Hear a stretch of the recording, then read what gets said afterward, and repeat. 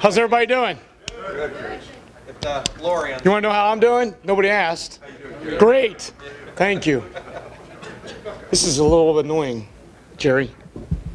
We got to have it, though. Okay. Yeah. Second row left, Lori. Hi, Lori. Hi, Coach. How are you doing? Awesome. Thank you. When you have as many departures as you had, Yeah. do you ever put more emphasis on current polish than future potential in recruiting more so than you otherwise would? I think we're looking for guys that can play right away all the time. I think that's a great question, but I think when you're at Ohio State, you're looking for the best players in the country, and you would think the best players in the country would have the opportunity to play early. And so I don't think there was a greater emphasis on that, but I think we found some guys that are going to be able to contribute right away, so we're excited about that. Don't you ever find a kid at a high school who's just not set up to provide that kid with the basis to make him a college-ready player? I don't know that you always know that in advance. I would have told you take a kid like Eli Apple, who was a 5-star recruit and an Army All-American, and then he didn't play his first year because he was awful. And 2 years, 3 years later, he's going to be a first or second round draft pick. So everybody develops at different rates. Some kids are going to go to work tomorrow on preparing for June the 12th and August whatever, and some kids aren't. And so the kids that are going to go to work out of this class are going to have every opportunity to be on the field in the fall. Front row right here, Austin. Hi, Austin. Hey, Kerry. Urban mentioned the secondary is first and foremost the position that's got to be addressed moving now forward. Sure. This may not be possible for you, but does that give you more energy? I mean, more urgency? I think we're urgent about everything we do. We lost 3 really good players, and they were all underclassmen. And when that happens, you have to understand that you're going to replace them with young players. We had a great workout this morning, and I got to see an awful lot of really good young players run around that field. So I'm not one bit discouraged. Is there urgency? Sure, because there are more holes to fill than there were last year at this time. At the same time, it's very similar to the situation we found ourselves in 2014, and we're replacing some guys, and you know what, guys stepped up and played and had great off seasons, and we're prepared to go, and I think that's what's going to happen with this group. So I don't know that we're always urgent, and I think we're always passionate about what we do, so I think we're going to be okay. Middle, Ryan. You spend a lot of time in Hi, Ryan. Hey. You spend a lot of time in Michigan. Whenever a new You just staff, stayed up north, Ryan. That'll cost you 10 push-ups later. when a new staff comes in, do you spend time trying to see what they're doing and how that might impact you and your efforts in the state down the road, and has it at all? Well, sure. Anytime you're recruiting against people, which is what we do, right? And especially when you go into another state to recruit against people, you're going to have to evaluate how they do their business. And the guys that have been at the green team have done things a certain way, and now those guys at the team up north have changed some of their habits. Although I would tell you that the previous staff, those were good recruiters.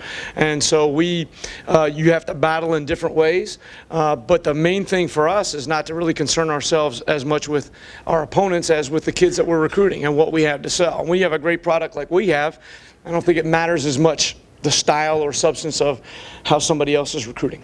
And then with both of those teams, looking like they're trending upwards, do you pick your spots anymore, or is there any? Well, I think one of them only took 2 kids out of the state, to be honest with you, so I don't know what the numbers are.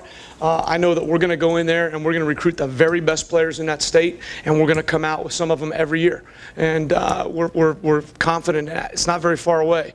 And we've done very well there, and we're going to continue to do very well there. Front row middle, Dave. Hi, Kerry. Hi, Dave. Urban said that Denzel Ward has the inside track to be the starting corner opposite Gary Conley said on his radio show earlier today. I know Denzel Ward has a lot of speed. What else does he bring to the table that you think could enable him to win that job? Well, I think his speed is his greatest attribute. I think he's gotten a lot stronger already, which we're encouraged by. I think he played well in special teams in some pretty critical situations. He was on all 4 running teams last year, so he got on the field experience, not enough corner experience. I know there's some other guys in that room that aren't going to allow that to be a passage that's going to go uncontested, and so there's going to be a lot of great competition there. But we're excited about Denzel. We really are.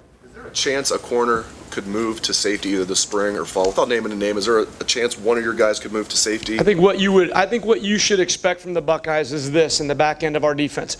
We're really playing a lot of corners. You know, those positions, the position that Von Bell played last year, while traditional football guys would call that a safety position, I'm going to tell you right now that's a corner position. It happens to be an off corner and happens to be a little bit more in the middle of the field, but that takes corner skill and technique to do what Von Bell did. And those of you guys who know Von Bell could play corner in the NFL next year. He has that skill set. So those positions in the way we play our defense right now, particularly the nickel, which I would call the slot corner, the two outside guys, and that inside, that field safety position are really corner job descriptions. And so you're going to see a lot of corners on the field in the fall. Front row left, Bill. Hey, Kerry, Hi, Bill. Marshawn Lattimore is, Yeah. I mean, I'm sure by now you had higher hopes for what he could be doing, and he's been held back by injuries, obviously.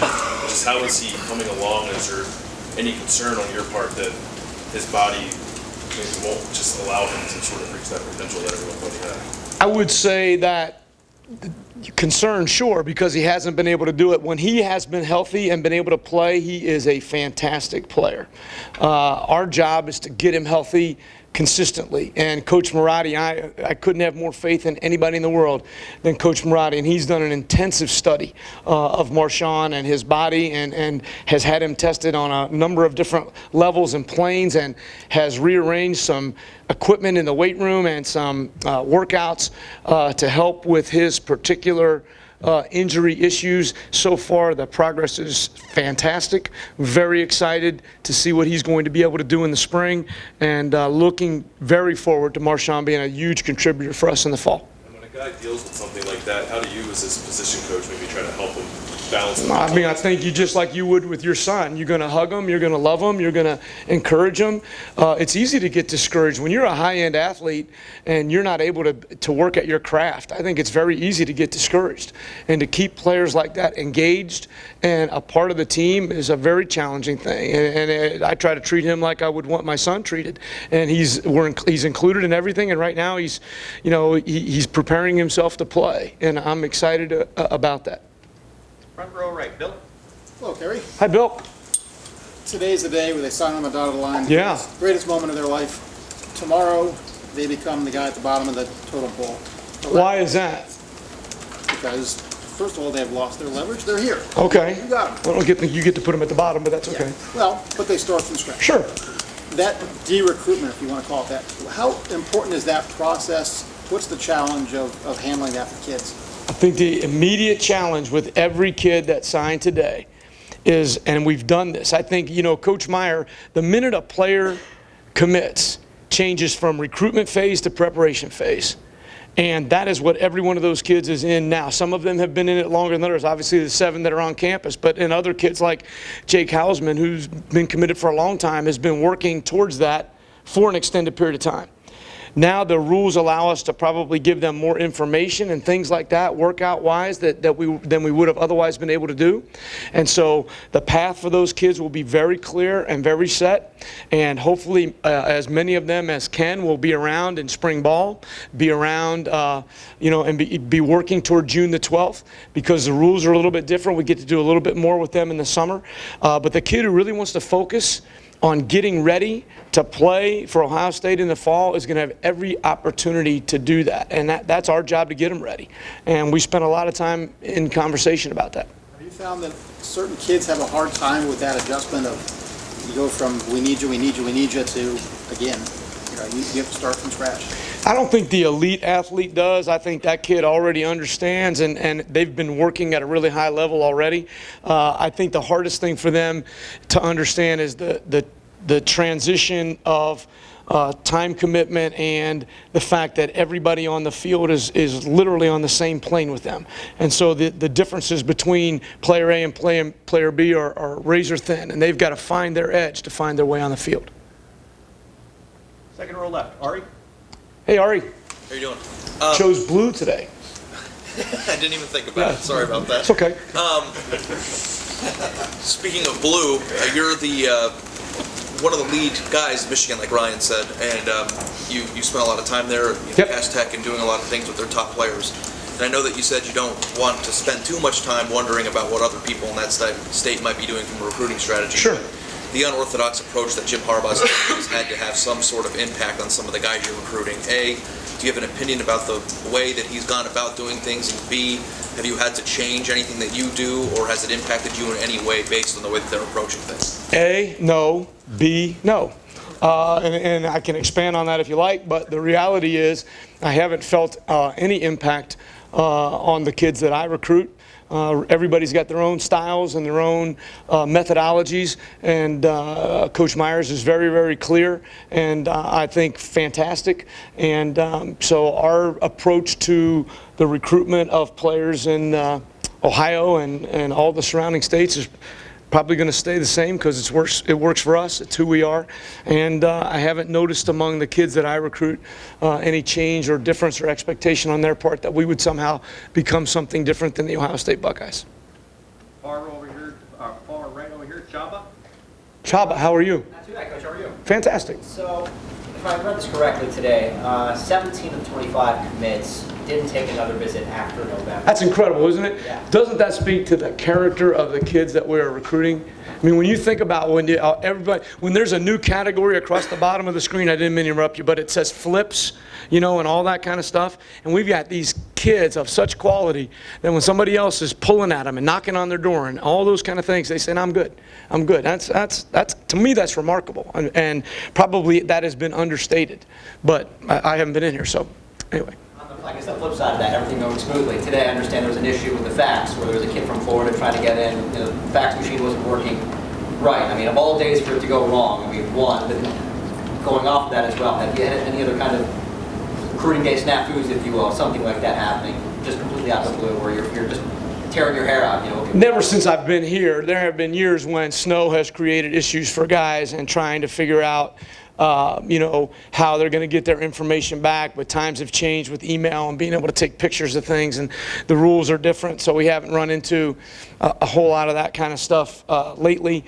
A few years ago I lost a kid on signing day, couldn't find him, things like that. That's always a little disconcerting when you're expecting paper and paper doesn't come, but nothing today. Today I didn't know our fax was broke. Our fax was broke, Mark?